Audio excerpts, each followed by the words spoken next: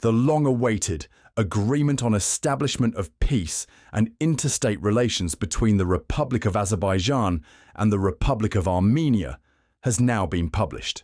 The work on the draft text was finalized on the 13th of March 2022. After being formally initialed on the 8th of August, as confirmed by the joint declaration signed on the same day, the agreement was made public on the 11th of August.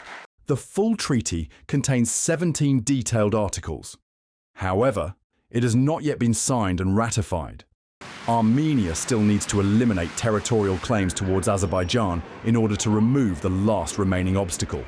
The first 5 articles set the foundation with 5 key principles: mutual recognition of sovereignty and territorial integrity based on Soviet-era borders, renunciation of all current and future territorial claims, a pledge to refrain from the use or threat of force, respect for non-interference in internal affairs, and the establishment of diplomatic relations after ratification. Article 1 legally confirms that borders inherited from the former Soviet republics are now internationally recognized state boundaries, setting a firm baseline since 1991. Article 2 explicitly prohibits territorial claims now or in the future, and commits both sides not to support any acts threatening each other's territorial integrity or political unity.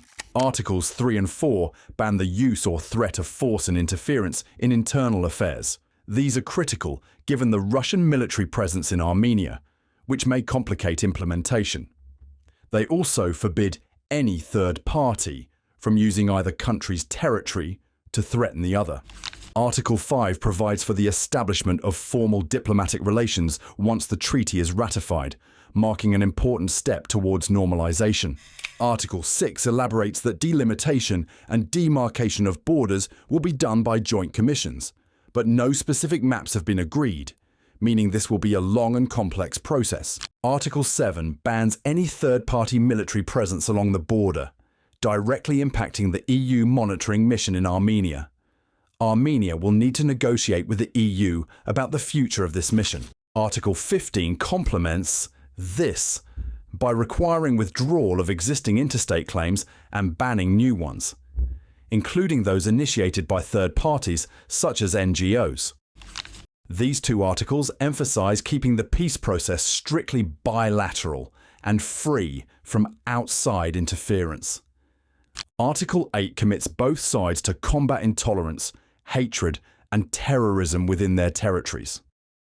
Article 9 calls for cooperation to investigate and resolve cases of missing persons and enforced disappearances, a major demand from Azerbaijan following the First Karabakh War. Article 10 encourages cooperation in economic, transit, environmental, humanitarian, and cultural fields. Article 11 clarifies that existing international treaties with third countries remain valid so long as they do not conflict with this agreement. Article 12 prevents either party from using domestic laws to evade treaty obligations and, under the Vienna Convention on the Law of Treaties, obliges both to avoid actions that undermine the agreement before it formally enters into force. This creates a legal obligation by virtue of the treaty having already been initialed.